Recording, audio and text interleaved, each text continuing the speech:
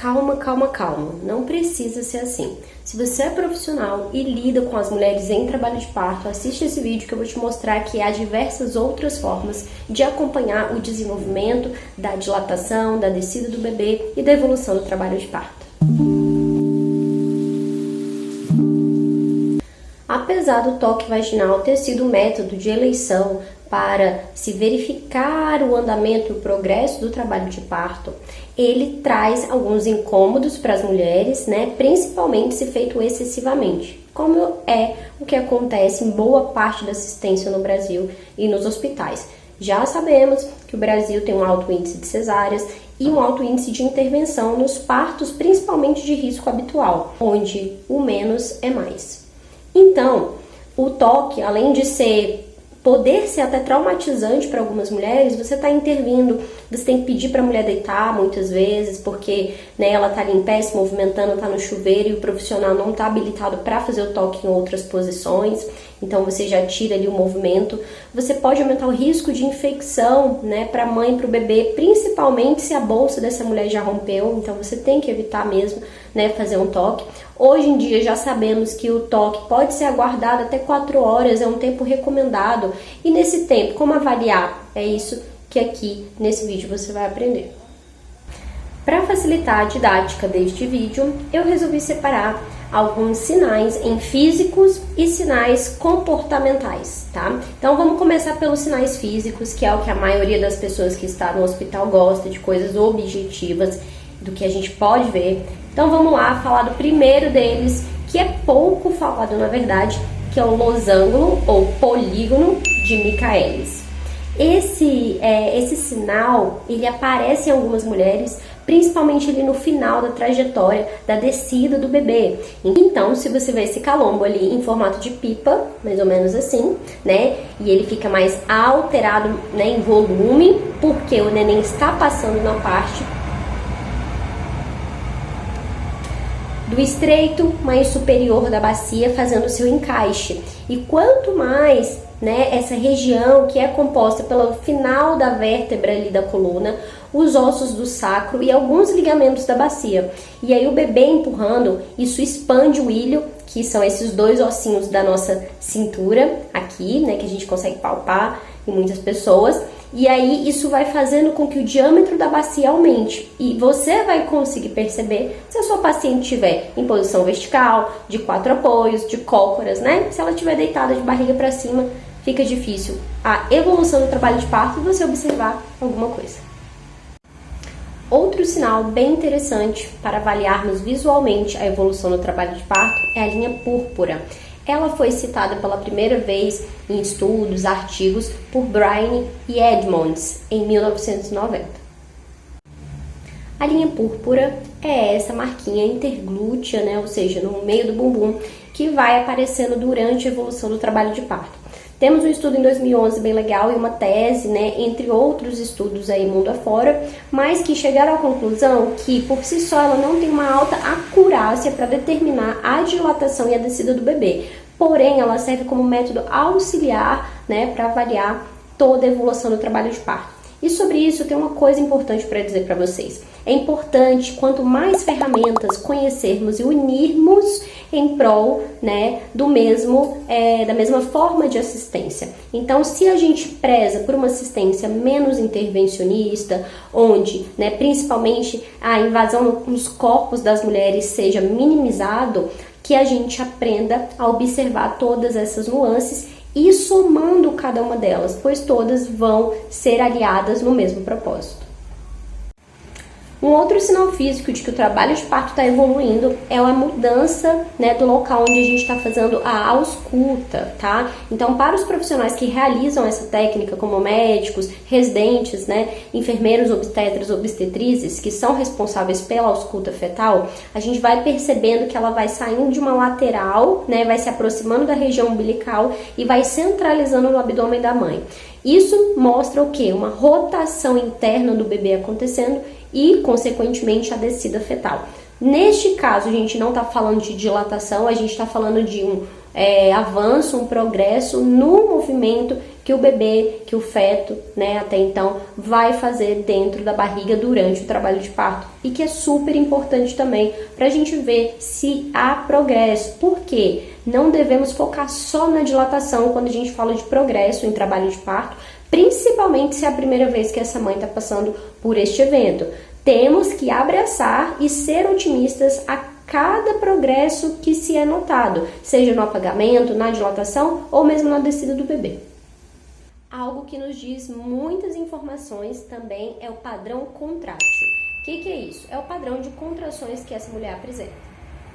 Se ela tem contrações mais espaçadas, mais curtas, tudo indica que ela está em fases iniciais do trabalho de parto. Não vou generalizar, pois cada corpo age de uma forma e se adapta também de diferentes formas ali durante os eventos, e o trabalho de parto não é diferente.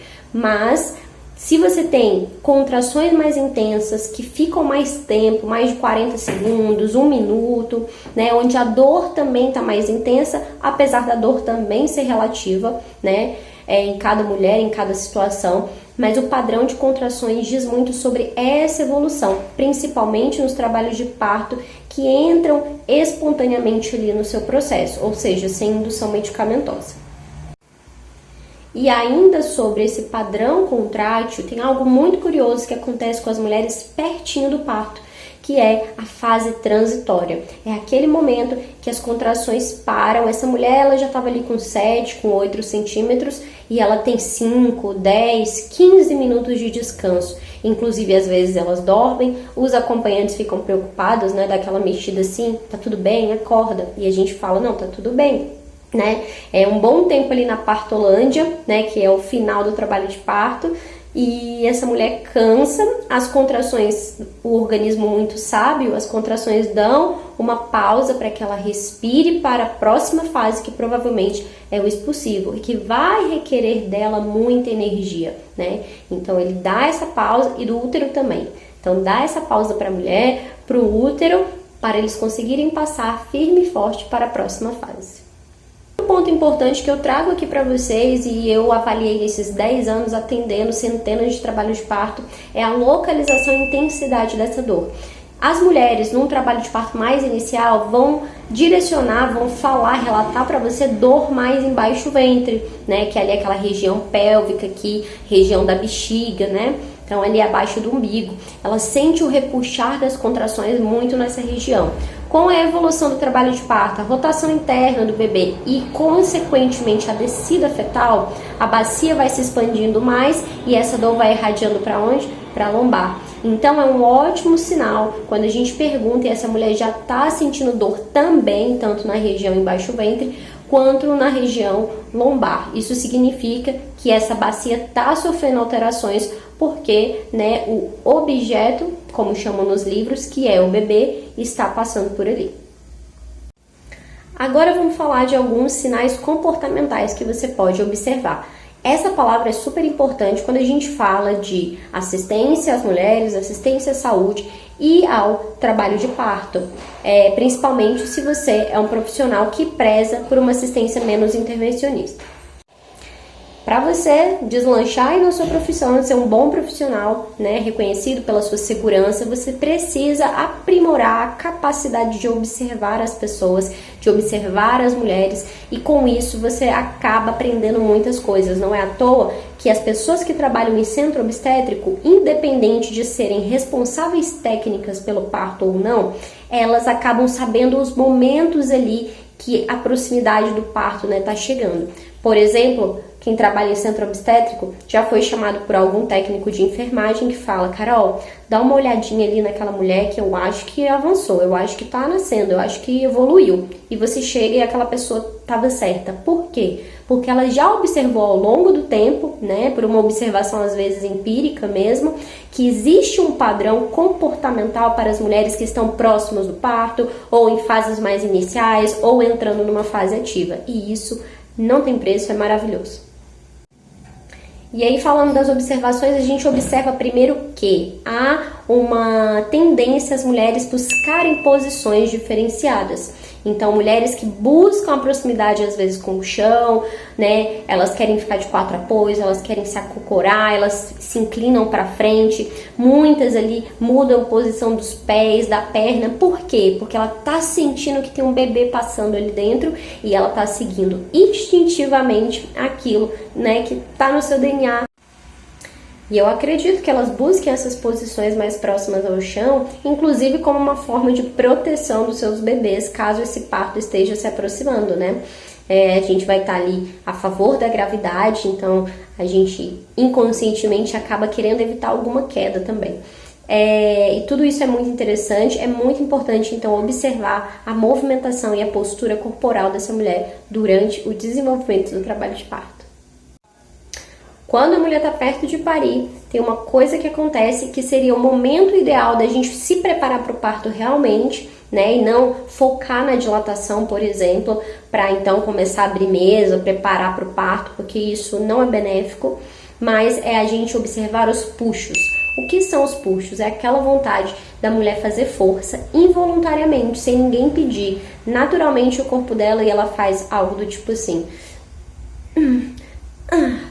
Ela tá fazendo força, manobra de Valsalva. Então ela segura o ar naturalmente, parece que vai mergulhar e começa a fazer, né, essa pressão para baixo. Isso são os puxos. Se você vê uma mulher fazendo isso, pega a sua luva, vai correr lá no banheiro, vai onde ela tá, chama ela para um local mais apropriado, porque é muito possível que esse bebê esteja pertinho de nascer.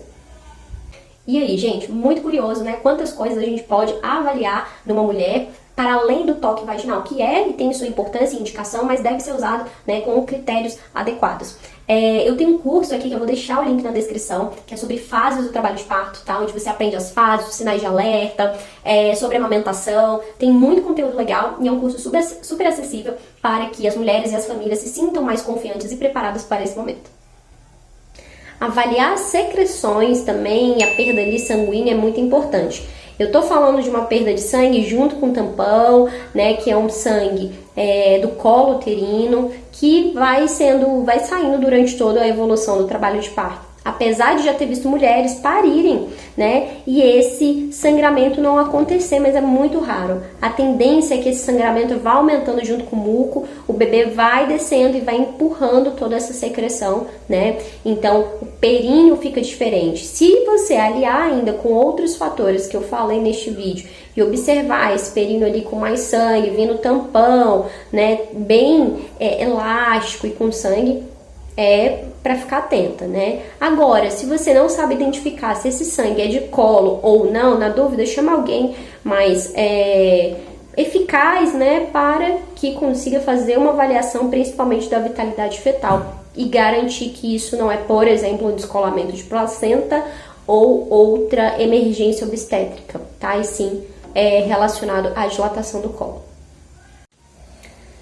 Outra coisa muito importante para falar para vocês é a racionalidade e a atenção das mulheres em trabalho de parto. Quanto mais em fase ativa, mais na partolândia, que é no finalzinho da montanha, né, que ela tá ali percorrendo arduamente, quanto mais próximo do expulsivo, mais o neocórtex está desligado, ou seja, ela está menos racional, tá? Então, ela tá com o olhar vago, distante, é uma mulher que tá sonolenta, ela tá virando o olho assim, ela tá variando muito entre os momentos de dor e presença, tá? Então, ela não tá muito situada ali, ela tá grogue, graças aos hormônios que ela está imersa, né? Para que ela dê conta de cumprir essa missão.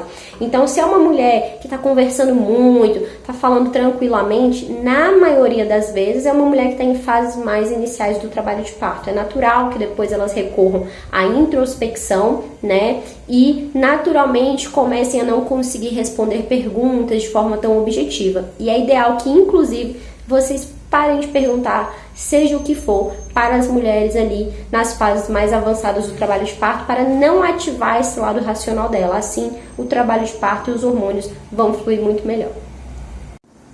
E eu deixei por último um grande saber aí das parteiras, né?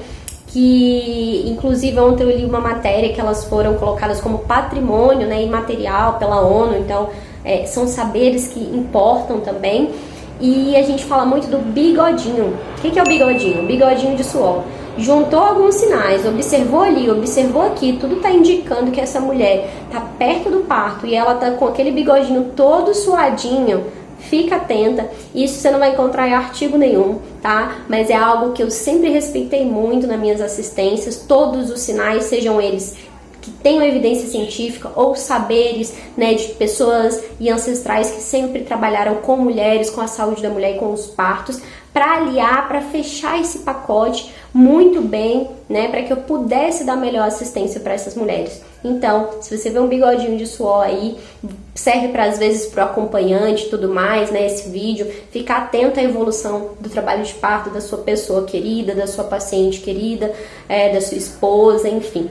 Então, espero que esse vídeo tenha ajudado vocês. Deixa o like, me conta se você sabe mais algum método, né, pra gente estar avaliando. Se tem algum que você nunca ouviu falar, me conta aqui que eu vou adorar saber. Deixa seu like, se inscreve no canal. Beijo de luz da lua e até o próximo vídeo.